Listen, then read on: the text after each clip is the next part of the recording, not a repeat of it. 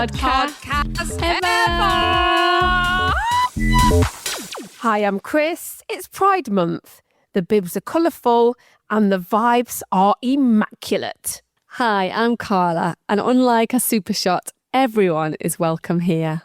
I love that. Actually, you're right. Super shots are not all-inclusive, are they? Depends which team you're in, I guess. Yeah, well, it's a good job we're not on anybody's team because we would not be doing those super shots. So whether you're listening on your way to training, walking the dog, or avoiding doing the dishes, we're very glad everybody's here. Oh, we're so glad. This month, then, we are actually celebrating Pride and we're recognising the incredible LGBTQ plus community, the players, the coaches, the officials, basically everyone who makes the netball community what it is. Yes, I agree. And because netball is at its best when everyone shows up as their authentic self. On court, off court, everywhere really. Grab your rainbow flags, your lucky netball socks, and if you're me, bring your post-match snack. No matter who you are, who you love, or what position you play. Except if you're a defender, right? Marking me, because then we'll have words. You'll just fall over. There'll be no words. You'll just be on the floor. Happy Pride Month, everyone. Today's episode, we are very excited to be chatting to a very inclusive netball club called Unicorns. And we also have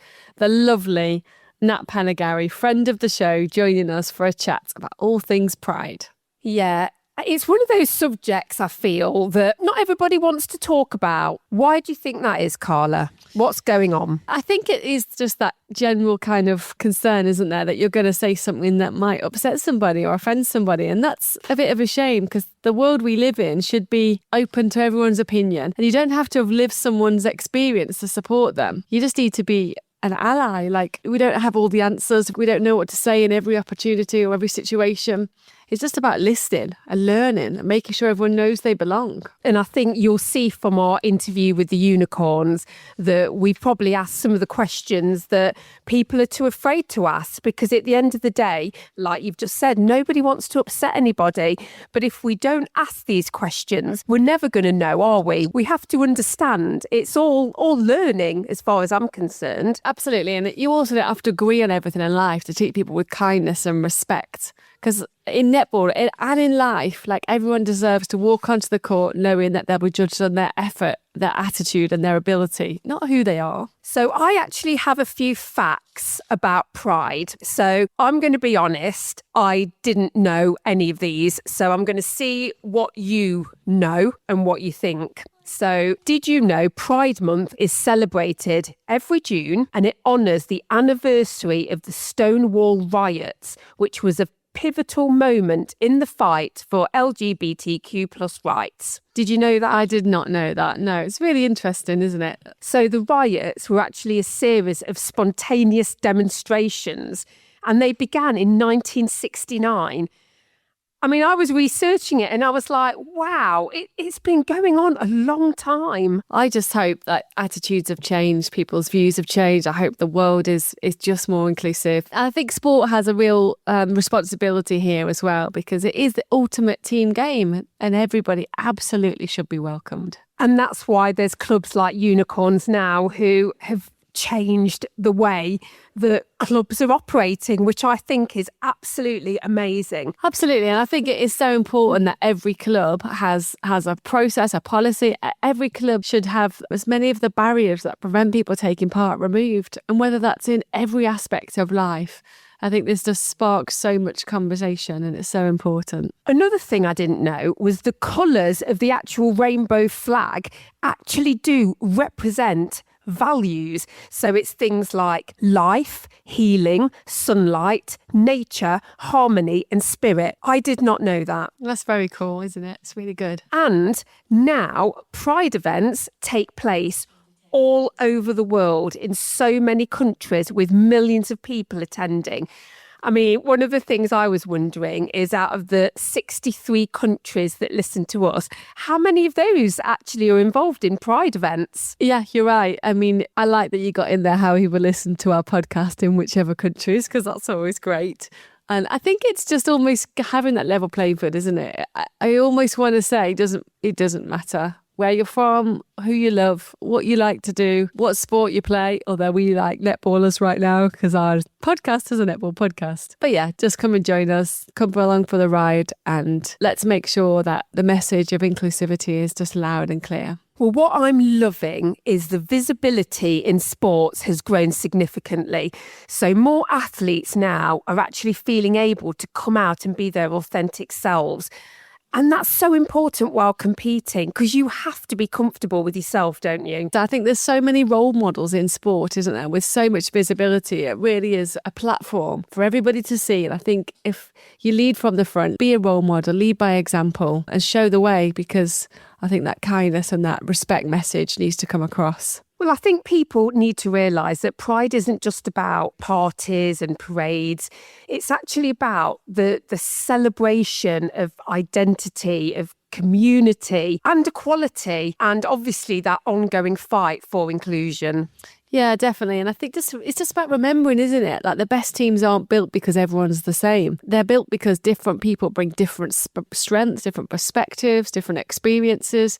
It's what makes like life. It was what makes the world work so well. And I think we're lucky, my perspective, that netball, I think, has started to lead the way here. And there are some real great examples of showing that inclusivity and that respect to others. Everyone should feel like they belong in sport, whatever sport they choose. Everyone should feel respected. And the only labels that really matter in netball are goalkeeper, centre, or wing defence. That's it. I love that. 100%. So I'm going to end with just telling you a fun fact. So obviously we're aware that Pride started as a protest, it became a movement, and now Amazon actually do emergency deliveries for rainbow accessories. There's also the point to note that, yes, it's Pride Month, and yes, like, let's shout it from the rooftops to be inclusive and respectful. But it should be all the time. It shouldn't take a month or a date or a day. Do you know what I mean? It is about showing it day in, day out. It's about consistency of the message and just really believing that you are offering that level of respect to other people, especially in sport as well. I know we've just talked about it, but it's about teamwork. It doesn't matter where you come from. It doesn't matter who you love or how you identify. When the whistle blows in netball, like, we're all wearing the same bibs and surely trying to chase the same goal. Just accept people for what they are. Things would be so much happier, wouldn't they? Absolutely. And it is a celebration, like Pride Month is a celebration, but it's a reminder that not everyone has always felt like they belong in sport. So I think some of it's a bit reflective, isn't it? Some of it's looking back about what's changed and what progress has been made. And some of it is about looking forward. And if we could play even a small part in making one person feel more welcome in netball through our podcast, then I think that's a great thing. And it's definitely something that we feel like is worth talking about. Let's go to our first interview with the amazing Unicorns.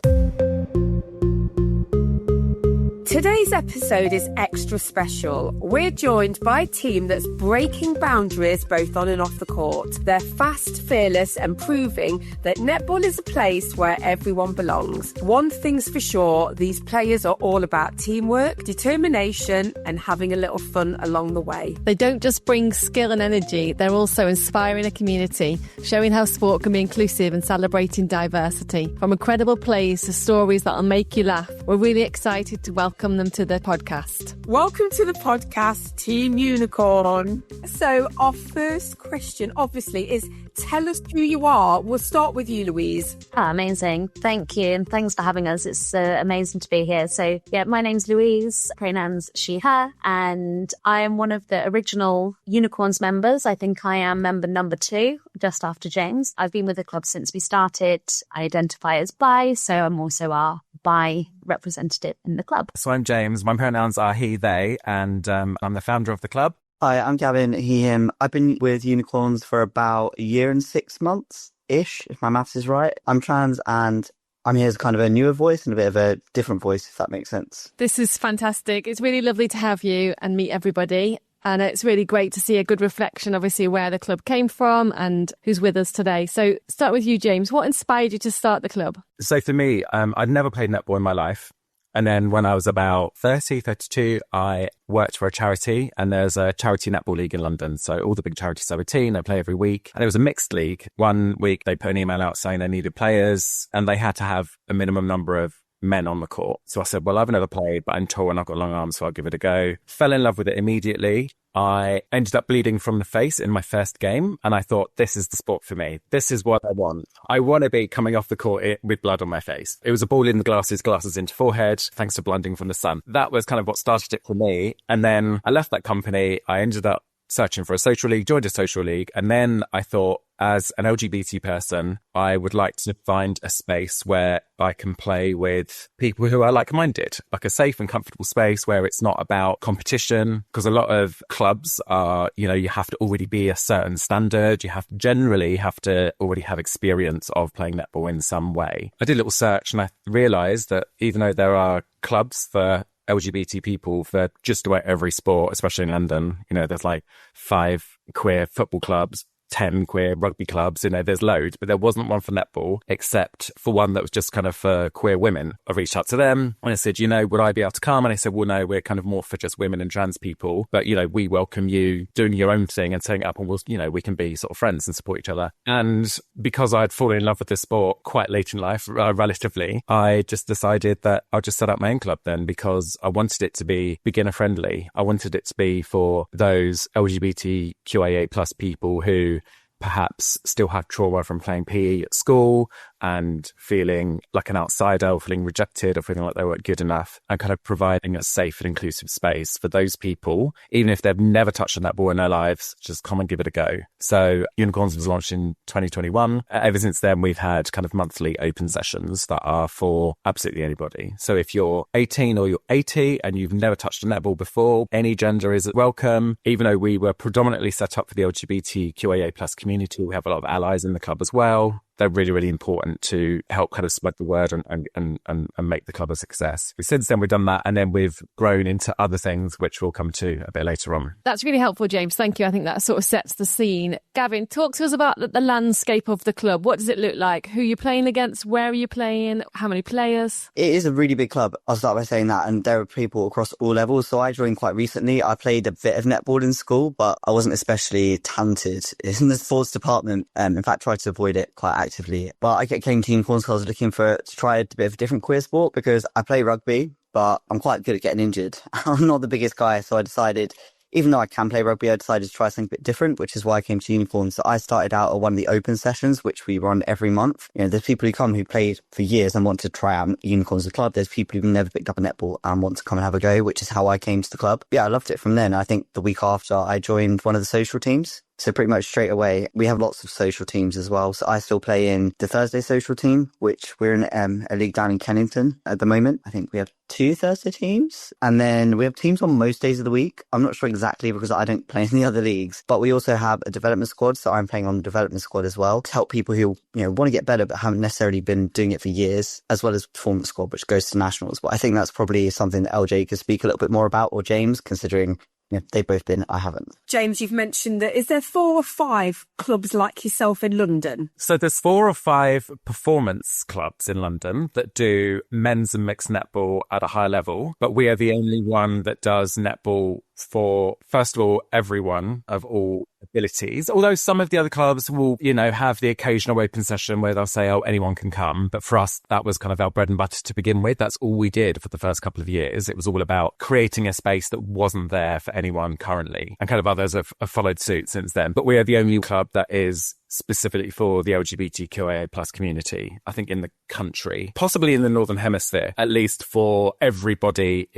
across the kind of gender and sexuality spectrum. Because there are other clubs around. There's one in Leeds now, but all of them set up after us. A lot of them are for kind of subgroups within the LGBTQIA plus community. So they're either for only trans people, or they're only for women, or they're only for queer people or asexual or what have you. So explain to our listeners why it's important that obviously the correct terminology is used, because we don't want to offend any of our listeners, but people do get confused. It is really important in sport because, it's important in everyday aspect of life. You want people to be comfortable, the people that you're talking to be comfortable and to feel welcome and safe. I think it's especially important in sport because, you're playing on a team with people. You need to be able to trust them, in the same way as you need to be able to trust them to be where you're passing to. You need to be able to trust those people to have your back. And if someone tells you their pronoun, use it. It's not going to cost you anything. And it's something easy to do. And if you mess up, I think it's really important that people just, correct yourself, say sorry and move on quickly. I think that's one thing that Unicorns has been really positive in doing, is opening that conversation and not making necessarily something. It doesn't have to be a big thing. It can just be something easy that makes people feel like they can actually be a part of sport. I do also play for a trans rugby club, and there's so many people there who've been marginalised and have been out of sport for years because they haven't felt safe. And I think that's one thing Unicorns does well, is making sure everyone feels included and make sure the right terminology is used and educating people about it. Because, there are quite a few older people in netball. We can't shy away from that. And if people aren't educated, if there's not a conversation, we can't expect it to change and we can't make it a safe space. I think there's understanding on our part that people make mistakes and us to kind of help them, but also just people trying to just kind. Do you know what I mean? There's a lot of difficulties, and people do feel like they might get things wrong, or they might not want to feel comfortable asking. And I think that just highlights how important it is to have these safe spaces and to have clubs like Unicorns where the focus first and foremost is on the queer community, is on LGBT plus rights, needs and wants. And so we're a club where people can ask these questions and people can say what they need and feel safe that they can do so, maybe that they might not feel comfortable to do in other clubs. And I think that is the entire reason it's important to have queer sports clubs, and why, when there wasn't a netball one, that James thought, hey, let's go for it and let's create that safe space. I also think it's important to sort of use correct language and also just generally provide these spaces, specifically at the moment, because a lot of national governing bodies are clamping down on transgender and non-binary participation in all sports, not just netball. It's happening across the board. So I think that now in particular is an especially important time for clubs like ours, and there are hundreds around the world that are creating these spaces for people. So I know that's like a indirect answer to your question, but the landscape is not as good. Until today, I would never have even known to be able to call it a queer club, a queer football club, a queer netball club. I'd have never have said that. So thank you for educating us on these really important things. Absolutely. So I'm going to be 40 next month. So I grew up in a time where using the word queer was a slur and it was something you couldn't really say. So I think that might be what you're getting at. Whereas now it's kind of been almost reclaimed by the LGBTQIA plus community. I like the Q in LGBTQ is for queer and questioning. So it has become a lot more mainstream now, but it all depends on the context of people using it. If we're saying, we're a queer club, that's fine. But if people are saying, oh, that's a club for queers, then they're still being negative. And so it all depends on the way it's used. I was just going to say, part of our platform and purpose as well is not just to have that safe space, but we do try and work with other clubs as well. If, we've had people come to us, we've had tournaments that are organised outside of the UK that come and James speaks to and says, this is how you can run your events or your clubs in an inclusive way. And I think that's another benefit of having us in existence, that we can help other clubs too to think about some of those things that maybe have just always been there and maybe aren't the most inclusive practices. And I think that's powerful as well. Can I ask, have you had any more challenging conversations? Has there been any negativity around the really great work that you guys are doing? I wouldn't say there's been backlash against us setting up or anything like that. Everyone has been overwhelmingly positive, and I think I've been quite surprised that there was that gap in the market given how big netball is in the UK, and like James said, how many clubs there are for LGBT plus people. That said, let's put this in a positive way. There's been a lot of learning, right? Because we were the first and because we didn't have anybody to copy or piggyback, there's been things where we have had difficult situations. We have had to learn as we go. We have got things wrong. It's not just, people outside of the community that get it wrong. You get it wrong within your own community. We have different groups in the community and you just get it wrong because we're all human, right? So there's definitely been things that we've learned. We've improved both our policies along the way and the way that we run things and just generally our inclusivity. So we've definitely had challenging situations. But in terms of from others, the response has been overwhelmingly positive, I would say. I think one thing that I have noticed is not necessarily a bad thing, but particularly as a newer player that I've experienced is people being actually shocked. Not shocked necessarily there's an LGBTQ plus netball club, but the fact that there are guys playing netball and that's a misconception I still encountered, is that people are like, what, you play netball? And I'm a teacher at school. I have the unicorn sticker on my phone, but I'm using my phone right now. I'll show you. A lot of boys are like, you play netball? I'm like, yeah, because they see it as only a girls' sport. And I think it is also really positive to have that challenge and challenge those misconceptions. Yeah, I have one like that. So that's one thing that I've encountered. Not necessarily negativity, but surprise. I think now, men's netball is growing literally weekly. Tell us where you want clubs to be in 5 years' time. What do you want to achieve? I would personally love to see a lot more inclusion in netball in general, particularly on the women's side of the sport. Men's and mixed is thankfully a very, very inclusive kind of part of netball already. So the governing body, as it were, even though it comes under England Netball, but the England Men's and Mixed Netball Association, right from the beginning, they've had a commitment to transgender and non-binary participation. Their gender rules are worded in a way that is not exclusionary, which I think is really important. So I think that EMNA are doing a really good job in making this side of the sport a lot more accepting and inclusive. Yes, in 5 years' time, I think that if women's clubs led by England Netball or a little bit more are more inclusive, and I also think that will help with the Olympic bid as well, if we're showing that everyone is available to play netball regardless of where they are in anywhere, any level or what have you. I just think that if the people with the most powerful voices are leading the charge on promoting inclusion, and when I say inclusion, I just mean promoting men playing netball. It doesn't have to be about LGBT people or non-binary people, just that if there's more focus on men's and mixed netball generally, I think that will help everyone and also will help with that Olympic bid that we all want so much. 100%. I also think moving forward, we shouldn't be having separate clubs for separate entities. We should just be all as one.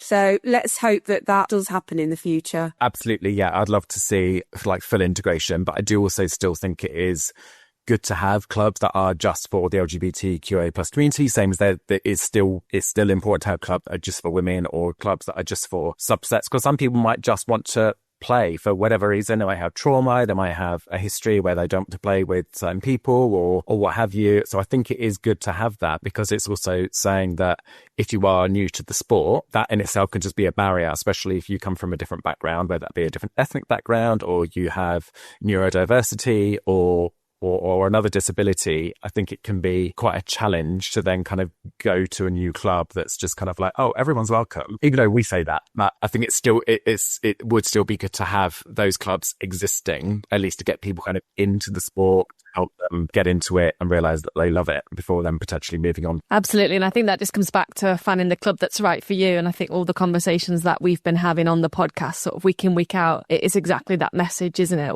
What's right for you, and looking at the landscape and how that is changing and evolving. Louise, final question, if it's possible. Could you give us your thoughts on what you would say to any young netball aspiring players coming into the world of netball? What advice would you give to them? I think probably three things. 1, give it a go. 2, find your people. And 3, have fun. So in terms of give it a go, as I said, we run sessions from complete beginners who have never touched a netball before, right up to the national league at the highest level. We try and facilitate that. Find your people. You said it so well. You may have to try different clubs and different places to find the people that you feel most comfortable with, that you can excel with, because that's when you're going to be your very best, when you feel comfortable and challenged and supported. It's definitely number 2. And then, number 3, have fun. It's sport, it's social. You know, we try and do just as much social as we do netball. And so I think doing that means you're going to want to turn up every week or 2 or 3 times a week, like most of us do now, almost accidentally. That would be my advice for people. So this isn't really directly linked to your question, if that's okay. But I just wanted to say that I think Unicorns in particular is uniquely positioned because we can provide netball opportunities at absolutely any level. So whether you're a complete beginner, like I said before, or all the way up to national standard, we've competed at the men's and mixed national championships the last 3 years. So we will be there again this year. So whether you're a complete beginner, you're social, you're intermediate, you're advanced, you're elite, Unicorns in particular has something for you. And the last thing I wanted to mention, we also do an annual Pride tournament, which is in June every year, which is a fundraising event. We've raised over £6,000 for charities over the last of the previous 4 events. This year's will be our 5th event this year in June. We've got 3 international teams have signed up and we'll be flying in for that. And also clubs that play in the EMNA leagues have entered teams as well. So we'll have, even though the individual players may not be there, we'll have representation from the current men's and mixed national champions at our event. So it's the biggest event in our calendar, and I wanted to just have an opportunity to mention that. We were working it for 9 months. Hola, we need to be there. I know. How do we sign up? Yeah, definitely. There's 1 team space left, but it is mixed only. Just come along. That's what I was going to say. Also, you know what? Like we say, even if you have a club, even if you have a social team, you don't want to be in a club, whatever. If you're queer or an ally and you want to just come and have fun, also get in touch with the club, come to our tournament, come watch, come to our socials, come to Pride. Like we're there to support the community of queer and ally netball lovers, however that looks for people. Love it. We'll see you there. Guys, it's been a pleasure. You're all amazing. Seriously, what you're doing is amazing, and I wish you all the best. I hope your club keeps growing. Let us know any information with any tournaments and things we've got coming up. We love to know anything like that. Keep in touch on socials as well. Thank you. And we're massive fans of yours as well.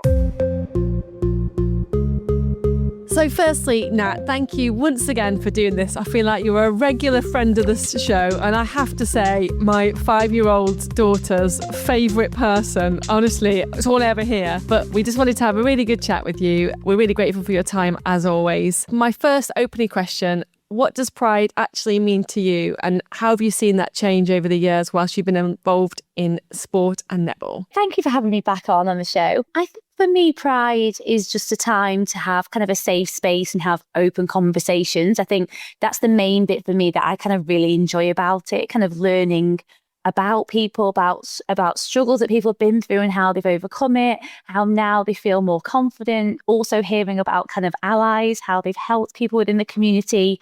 For me, that's just what it's all about. It's about starting conversations, because obviously Pride is around, and obviously trying to be inclusive is for 12 months of the year constantly. But I think kind of for me, Pride Month is a great example of how we can really shine and see how far we've come. If we haven't, have we took steps backwards? What needs to change?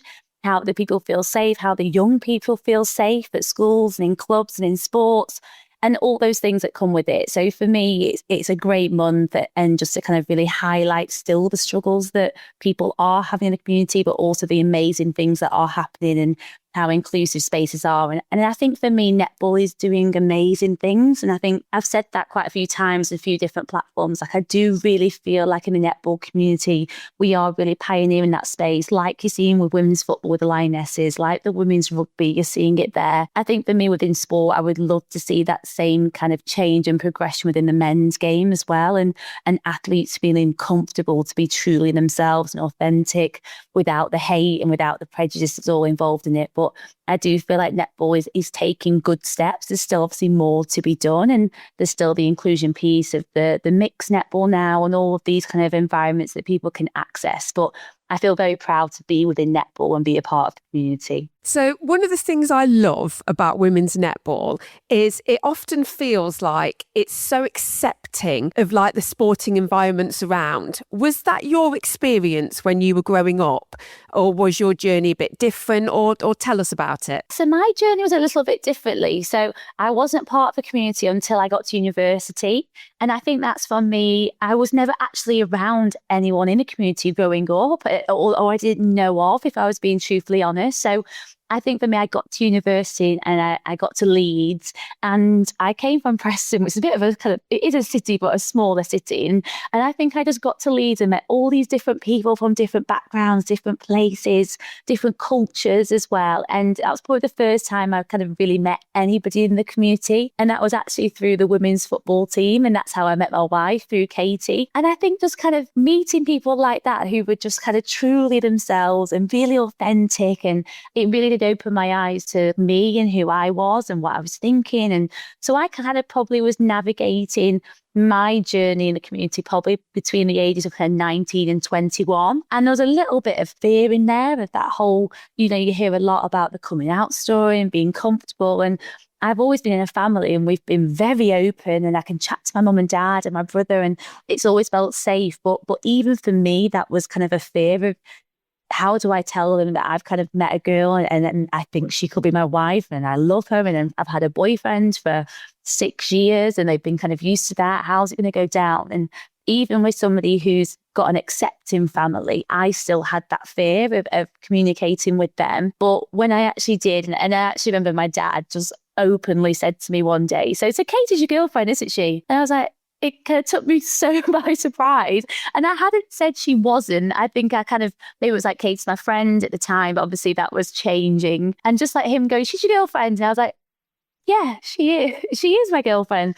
Like how he probably would have asked if that was also a man at the same time. So that for me was just what I needed. And it was the conversation that would have been very normal if it was a man or a woman, and that same safe space. So yeah, probably from the age of 22, 23, all of my friends knew at home, and I had some amazing conversations with them. It did feel like I was fully accepted, but for me, I've got very positive stories and sides of it. And I still sometimes get the odd thing on Instagram, which is awful. You never want to read and is about my sexuality, and people judge that. But at the same time, I've had an amazing experience within netball and the amount of messages I get. And I still receive some now kind of weekly, especially around this month, I think, just kind of from young girls, especially going, I'm 14 years old, I play netball, I see you and Katie, see you being happy. Thank you for showing it and just putting it out there. And for me, it's easy for me. I want to show my life and how happy I am and things that I'm doing. But if it helps kind of one young girl see that I can play netball and I can be happy and also have a wife and that doesn't change, that's the main thing for me to keep doing. This is one of the main reasons I wanted to do an episode about pride, because we have so many listeners, and I know Carla's going to kill me because her question is all about the younger generation and all of this, navigating their feelings, who they are. And to literally hear you say you have people that contact you actually fills my heart with so much joy, because I don't even think you realise what an influence you are on people, that you are basically loud and proud.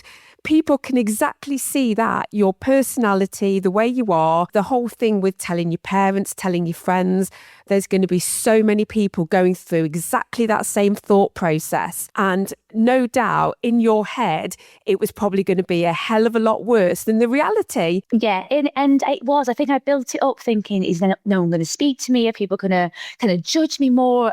And you've got all these things going in your head. Am I going to lose my mum and dad? And none of that happened in the slightest. But at the same time, it is also happening to people, isn't it? And that is the fear, and that is the discrimination people are receiving from home, and they're not feeling like they can be themselves. And that's the bit I hate. So when I do get those messages, you're right, and they go, I'm a 14, 15-year-old girl, and I felt brave enough to say I am gay, I'm in the community, and this is who I am, and I don't want to hide anymore. I don't want to pretend anymore. It makes me emotional. Whenever I read them, I show them Katie, we sit down, and we're like, this generation are amazing. This next one's coming through, and they're so brave and they're so open, and I love that. But there's been a generation before me and before them that have done all the hard work, haven't they, that didn't have the safe space and went through awful times. So I think for us in the community, it's amazing to see where it's going. And in netball terms, you're right. Even if I just help one young girl, for me, it still shocks me. And I still think, oh my gosh, no, you're amazing. You're the young one that's being you now. And like you said, being out there, being proud, this is who I am, and let the world take that face value. And if people don't like it, then they don't deserve you at all. And you keep being you. Oh, I love it. I absolutely love it. Nat, honestly, you couldn't put it better. And it's really touching, and it just seems so heartfelt and authentic. And thank you for sharing. I wanted to ask, well, one thing we've noticed, I mean, we've obviously been around so many of your games, and we chatted to your dad just the other day, and we've seen Katie often there supporting you, which I absolutely love. How important is it having someone who really understands the demands of the sport by your side in whatever capacity? How does that feel for you? It is really special, and I actually didn't have them at the game on the weekend just gone in the semi-final versus Forest, and kind of normally Katie, my dad, and one of my little sisters is always there, and it did feel really weird not looking in that corner and kind of seeing them and having your support network there. And I think you just know you've got people that back you in your corner, isn't it? And they've always been my safe space, my mum as well, and just kind of that soundboard. And if I'm being honest, we're all from up north. So sometimes it's not always the thing you want to hear. Sometimes it can be a bit brutal,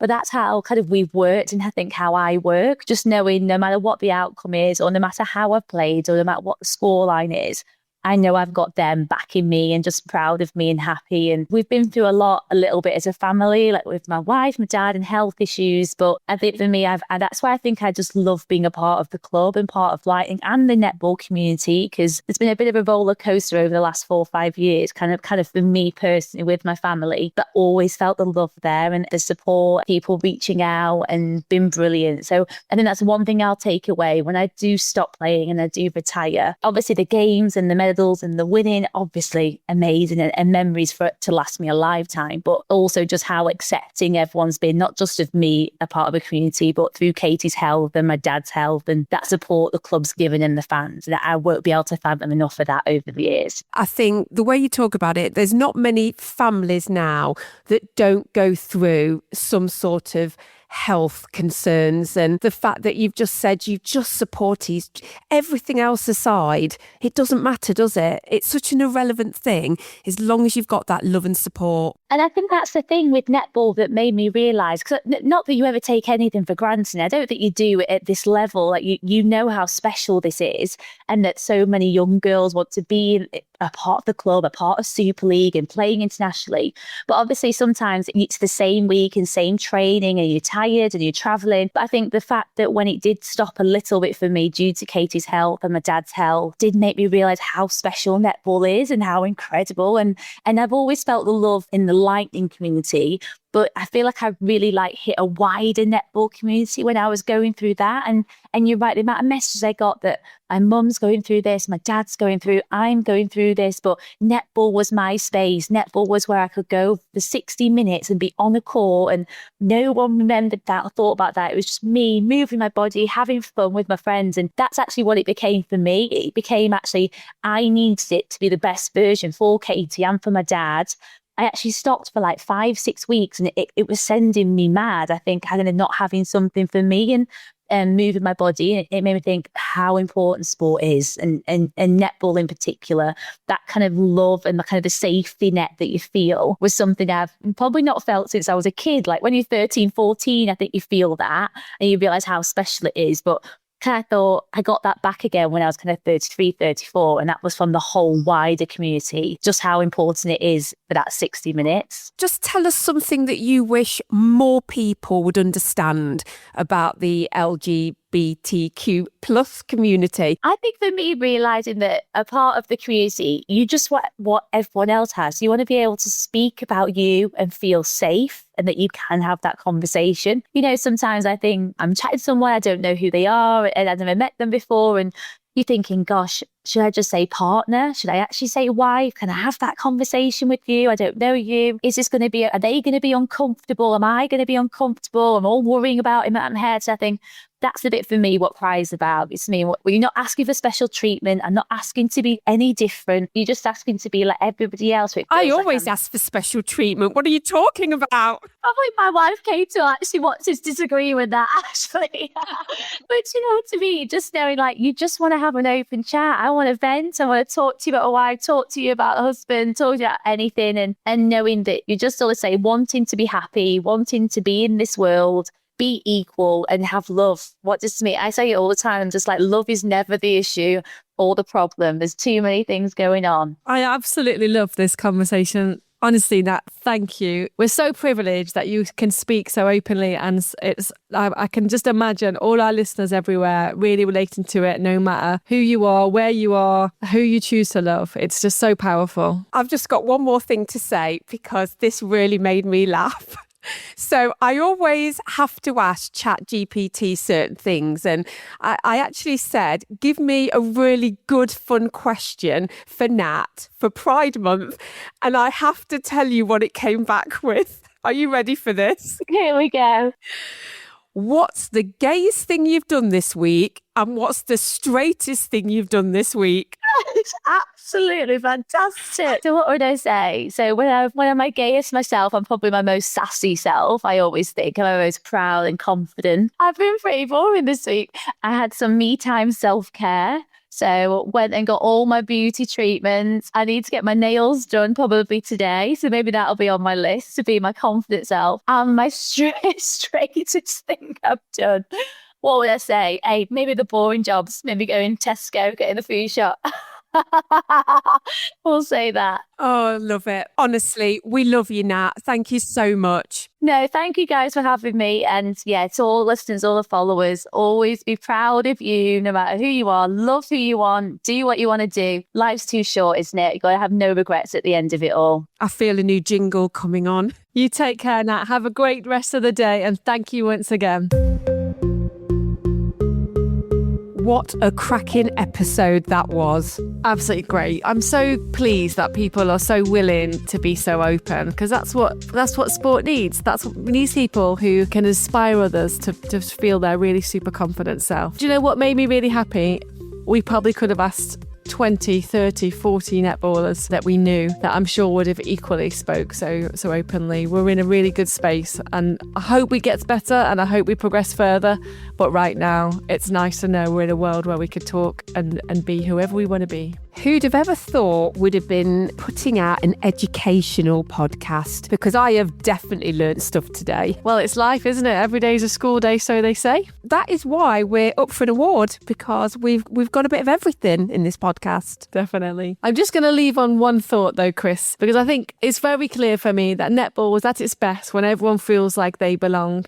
Different backgrounds, different stories, but one netball family. So happy Pride Month from all of us at the best netball podcast ever. Yay! I love that. Thank you, everybody. Before we finish, as always, we have to say a massive thank you to our amazing sponsors, Akuma Sports. Everything that you've heard today will be in our magic show notes, and you can find us on Facebook, Instagram, TikTok, or you can email us. The best netball podcast ever at gmail.com. Thanks for listening. Have a good week. Goodbye.